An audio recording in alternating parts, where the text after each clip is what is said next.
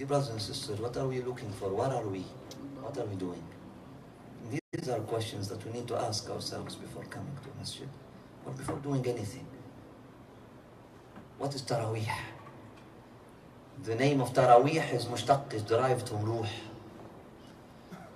They said, some people, they said Taraweeh is coming from Raha, break.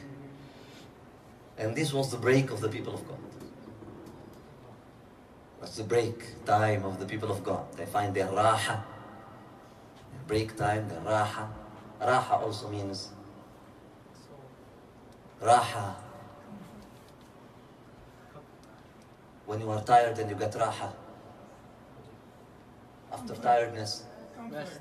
comfort, Rest. rest. It's the resting time. It's the resting time. Some of them, they said it's Taraweeh because, you know, during the time of Sayyidina Umar al-Khattab, he used to pray 4, and then they have a Raha, and then another 4, and they have a Raha, and then another 4, and they have a Raha, and then another 4, and they have a Raha, and another 4, and then a Raha and Shaf'a and Witr. And the Taraweeh during the time of Sayyidina Umar al-Khattab used to last for 4 or 5 hours, something like that. That was the Taraweeh in the time of Sayyidina Umar al-Khattab. That's how when he started this bid'ah al-hasana, this good innovation of the sunnah, when he started it out of just because during the time of Rasulullah sallallahu alaihi wasallam, it wasn't there. Rasulullah sallallahu alaihi wasallam, he did not pray Taraweeh, and the name of Taraweeh was not known in his time. The one who gave the name Taraweeh, okay, the one who put the name, who gave the name Taraweeh was Sayyidina Umar al-Khattab. It was in the time of Sayyidina Umar al-Khattab. It wasn't before him. So Rasulullah sallallahu alayhi wa sallam used to pray this sunnah, and then Sayyidina Umar al-Khattab started. So they say Taraweeh because there is this raha, there is this resting time, there is this break between every 4 rak'at. It's not true. That's not how we are used to our ancestors. Our ancestors never derived names like that just because. They were not that pragmatic. They were artistic. And symbolism in Arabic is very, very deep. So there must be a deeper secret behind this name. Taraweeh is from the ruh. It's salat ruh. It's salat that you should feel something with your ruh in it. It's for the ruh, it's for the soul. You get some heavenly feeling in it and during it. It's an experience of rawhana, of tarawuhun. It is salatu tarawuhun. Because you have to tatarawhan to become rawhani. You have to tatarawhan. You have to let yourself, you have to allow yourself experience something. You have to let it come in. You have to let the life and the light of God come in you. You have to let that sweetness come in you. If you close the doors, it won't. The sakina of Allah subhanahu wa ta'ala will descend. It will reach up to the door of your heart, but your heart is closed.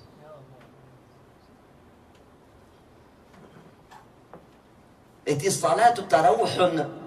Any ibadah in the reality, the worship, the ibadah that we do, the ibadah, any ibadah. My dear brothers and sisters, we have to understand what is ibadah. Why? Why do we do the ibadah? It's not just a robotic and automatic thing. Any ibadah, we do it in order to get some experience, in order to get some feeling, in order to get something out of it, in order to natarawhan, in order to get some memory of ourselves when we were arwah. هل أتى على الإنسان حين من الدهر لم يكن شيئا مذكورا. When we were but arwah, we're not bodies yet. It is any ibadah is a tarawuhun. We are imitating whom in the ibadah? Angels. Angels. Angels the sujood, the ruku', the movements of the salat, they came from what? They came from what? Angels. Allah subhanahu wa ta'ala has created angels. From the day He created them, they are in sujood all the way to the day of resurrection. Some of them are in ruku' all the way to the day of resurrection. Some of them in the position of tashahhud all the way to the day of resurrection.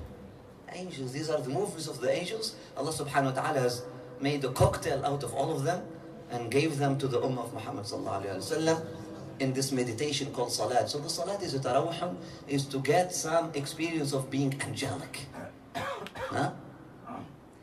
Now there is a difference between doing something for 5 minutes or doing something for 1 hour or 2 hours or 3 hours or 4 hours. You know, the more you do something, the more time you give yourself to get into it. And that's why Salatul Taraweeh was called the Taraweeh or a Tarawuhun, Salatul Tarawuhun. So we pray imitating angels who were, Allah subhanahu wa ta'ala describing them in the Quran, يسبحون الله لا يفترون. They are prostrating, ruk'a, sujood, يسبحون day and night, and they don't get tired. So the reason why we force ourselves and we engage in an intense rhythm of ibadah, of worship, is to get some of that angelic state. We have to open up to it. We have to open up to it. And that's why, it's not because we saw our grandfathers doing it. It's good to keep the tradition of our grandfathers too. But let us keep it right. And this is the second part of what I want to share with you. The purpose of the Taraweeh in this masjid in particular. I said it last year and some people got upset. If your purpose is to just do the Taraweeh, there are many masajid, many mosques in this town. Go. Don't come here. If your purpose is to experience the Taraweeh, my claim is this is the only place in Ottawa where you could actually experience what Taraweeh should be. Where you can get actually Taraweeh, access to that Taraweeh. It's a claim. Is it true or not? But that's what we are trying to do. So for those who see it is true, so help us, assist us.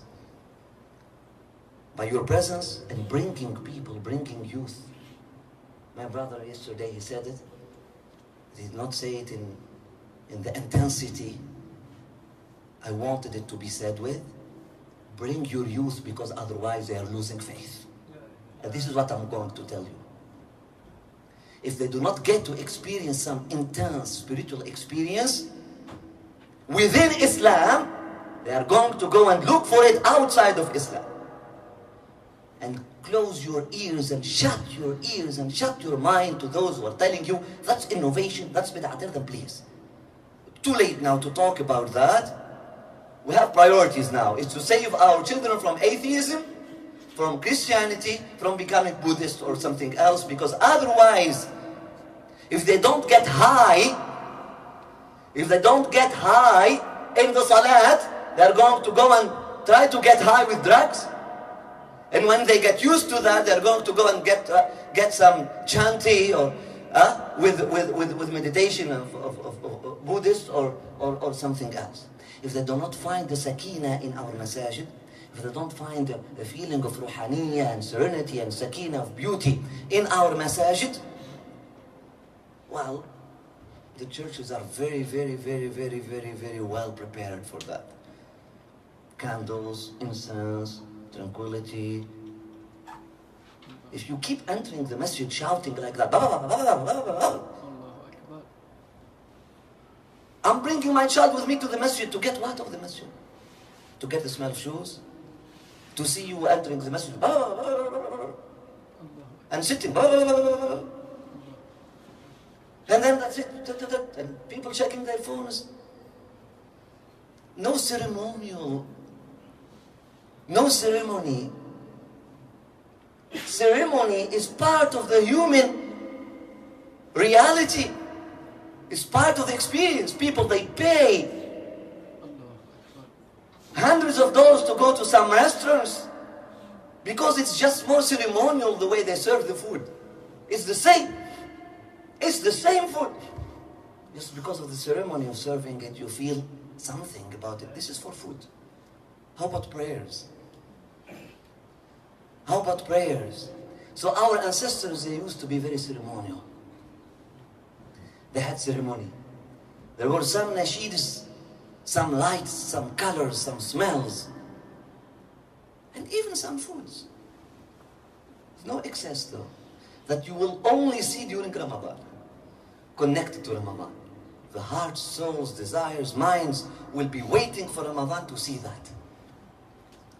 People will save some dresses only for the nights of Ramadan. And that creates an ambience that helps that experience of Taraweeh. You understand?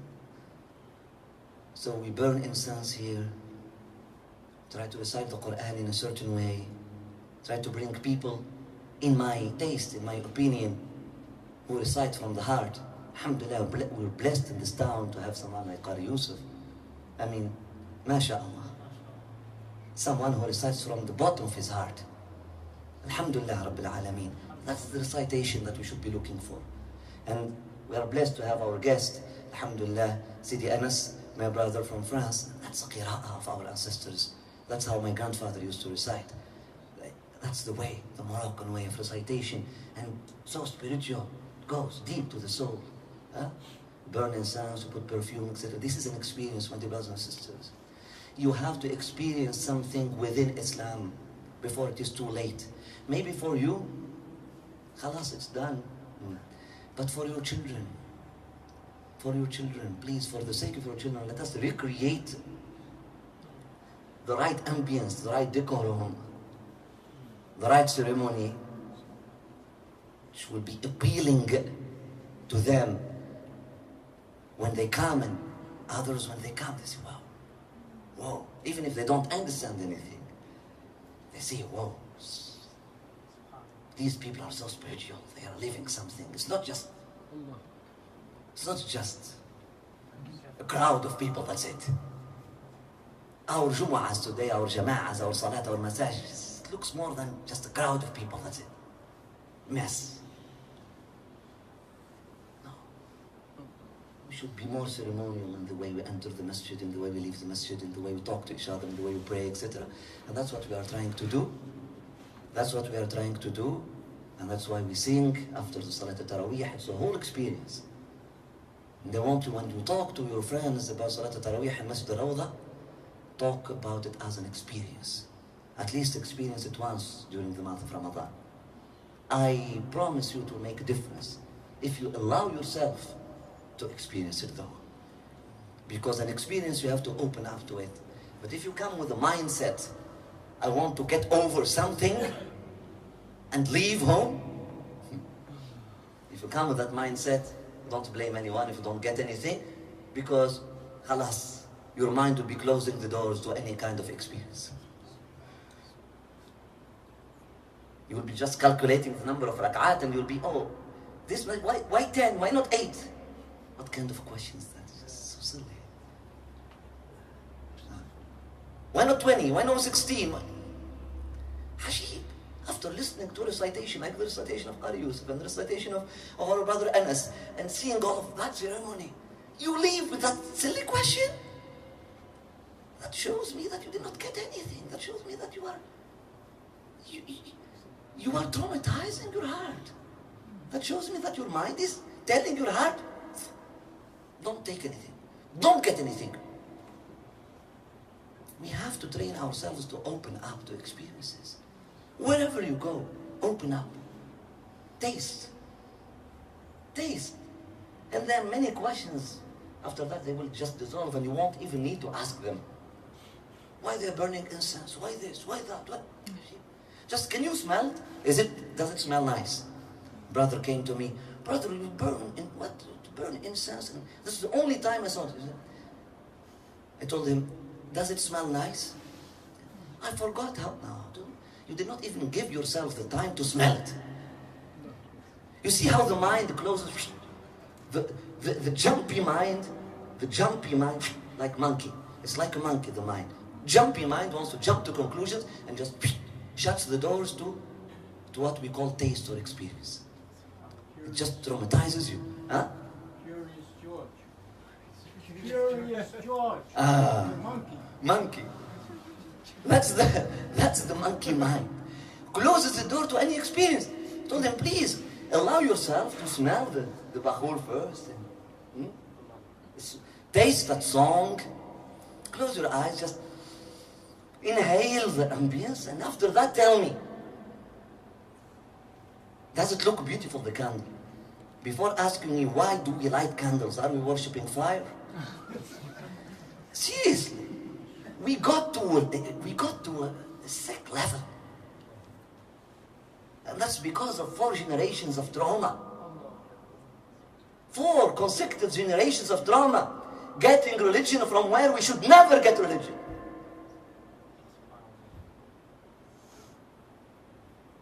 Trauma.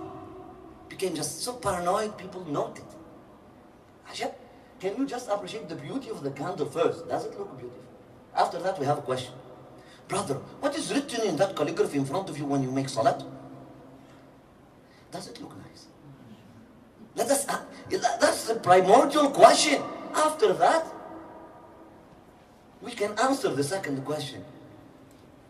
Mafhum?